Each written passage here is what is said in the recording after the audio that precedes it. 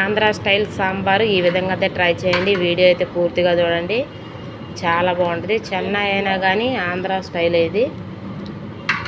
ఈ విధంగా ట్రై చేయండి, వీడియో పూర్తి చూడండి.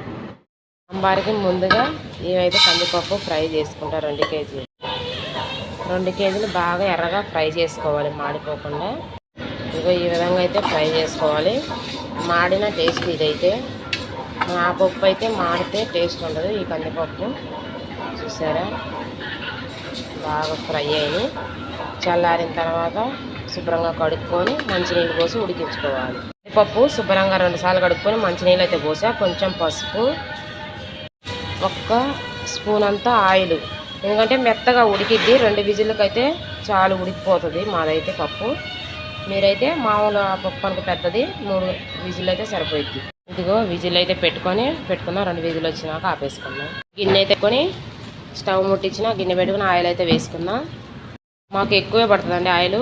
సాంబార్కి 1/2 కేజీ దాకా పడుతుంది. ముక్కలు వేగాలి కదా, దీనికి ఫుల్గా చేయాలి. ఆయిల్ అయితే వేడింది. పోపు దినుసులు వేసుకున్నాం. 2 విజిల్ అయితే వచ్చినాయి. 4-5 ఉల్లిపాయలు, 10 గల్ల పచ్చిమిర్చి సన్నగా కట్ చేసుకొని వేసుకుందాం. బాగా ఫ్రై చేసుకుందాం. ఇది ఫ్రై అయిన తర్వాతే ముక్కలు వేసుకోవాలి. 1 వెల్లుల్లిపాయ దంచేసుకోవాలండి, సాంబార్లోకి చాలా టేస్ట్. ఇదిగో ఈ విధంగా ఫ్రై అయినాయి. వెల్లుల్లిపాయ కూడా ఫ్రై అయితే చాలా టేస్ట్ అండి. ఇప్పుడు ముక్కలు వేసుకోవాలి. ఇంకో సాంబార్ ముక్కలన్నీ వేసుకున్నాం. అన్నీ కట్ చేసి పెట్టుకున్నాం. ముల్లంగి, క్యారెట్, సొరకాయ ముక్క, మునక్కాయలు ఇవన్నీ అయితే కట్ చేసుకున్నాము. దొండకాయలు, వంకాయలు కట్ చేస్తా, టమాటాలు.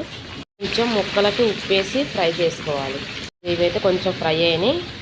ఇక వంకాయ ముక్కలు, టమాటా ముక్కలు ఇవైతే వేసుకొని ఫ్రై చేసుకోవాలి. కొంచెం పసుపు, కందిపప్పులో వేసుకున్నాం కదా, దీంట్లో కూడా కొంచెం వేసుకొని కలుపుకోవాలి. బాగా ముక్కలు కొంచెం మగ్గాలి. ఇది ఆంధ్ర స్టైల్ సాంబార్. 2 కేజీలు కందిపప్పు కాబట్టి ఒక 50 గ్రాములు ఉంటుంది చింతపండు. ఇదైతే శుభ్రంగా కడుక్కొని మంచినీళ్ళు పట్టి పెట్టుకుందాం. శుభ్రంగా కడుక్కొని మంచినీళ్ళు అయితే పట్టుకొని పెట్టుకోవాలి. కొంచెం ఇంగు పౌడర్ వేస్తే టేస్ట్. కొంచెం కరివేపాకు, శక్తి సాంబార్ పౌడర్ చూసారా, హాస్టల్కి కొంచెం వేసుకున్నాం. ఇందులో శక్తి సాంబార్ పౌడర్ టేస్ట్ ఉంటుందండి బాగా. 2 స్పూన్లు కారాన్ని బట్టి వేసుకోండి. మేము ఎందుకంటే ఇంకా మిరపకాయలు కూడా వేసాము. ఇదిగో ఈ విధంగా అయితే కారము, ఉప్పు అంతా ముక్కలకు పట్టిన తర్వాత ఇప్పుడు చింతపండు గుజ్జు అయితే వేసుకుందాం. ఇదిగో చింతపండులో నుంచి అంతా రసం అంతా ఇలా తీసుకున్నాం. ఇప్పుడైతే వేసుకున్నాం. అడుగున పిప్పు ఉంటుంది, చూసుకొని పోసుకోండి. ఈ విధంగా అయితే పోసుకొని ఇప్పుడు తగినన్ని నీళ్ళు అయితే పోసుకోవాలి. ఇక పప్పులో నీళ్ళు అయితే పోసుకుంటున్నాం మేము. పప్పు ఉడకబెట్టుకున్న నీళ్ళు కూడా. ఇక వాటర్ అయితే పోసుకుంటున్నాం తగినన్ని సార్లు. ఇందాక కొంచెం ఉప్పు వేసుకున్నాం, మళ్ళీ ఇప్పుడు కొంచెం ఉప్పు చూసుకొని వేసుకోవాలి. ఆంధ్ర స్టైల్ సాంబార్ అంటే ఇలానే ఉంటుంది. మీరు ఎలా చేసుకుంటారో కామెంట్ అయితే చేయండి మాకు. పప్పు వేసినప్పుడు ఇక్కడ వరకు వస్తుంది. ఈరోజు శనివారం. ఒక 5 నిమిషాలు ప్లేట్ పెట్టుకొని బాగా మరిగిద్దాం. పప్పు మెత్తగా ఈ విధంగా అయితే మెదుపుకుందాం. బాగా మెదుపుకొని అయితే మరిగిన తర్వాత వేసుకుందాం. పట్టుకోలేదు కదా, తిరుగుతూ ఉంది. ఇది ఎలా వచ్చిందో చూద్దాం. సాంబార్ ఇదిగో మరుగుతుంది. గుమగుమలాడే సాంబార్ ఆంధ్ర స్టైల్. ఇప్పుడు దీనికి ఏంటంటే మనం కొబ్బరి పౌడర్, పచ్చి కొబ్బరి, ఇది చట్నీకి పట్టినప్పుడు తీసా, ఇది వేస్తా, సూపర్ టేస్ట్ ఉంటుంది. మరిగింది కదా, ఇదిగో పప్పు అయితే వేసుకుందాం. పప్పు వేసుకొని మాడిపోద్ది. వేసినప్పుడే కలబెట్టుకోండి. ఇంకా మళ్ళీ వాటర్ అయితే పడితే ఇంకా కొన్ని వాటర్ కూడా వేసుకుందాం కడిగి శుభ్రంగా. ఇంకా అన్నీ అయితే పోసేసుకొని శుభ్రంగా ఉప్పు చూసుకుందాము. సాంబార్ పౌడర్ వేసుకుందాం. సాంబార్ చూడండి ఎలా ఉందో.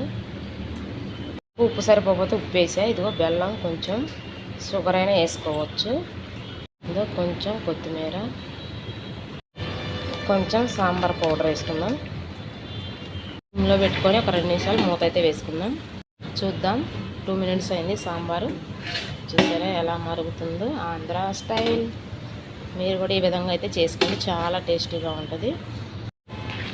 ఇడ్లీలోకి, రైస్లోకి చాలా బాగుంటుంది. ఇదైతే ఆంధ్రాదే, చెన్నైలో చేసినా కూడా స్టైల్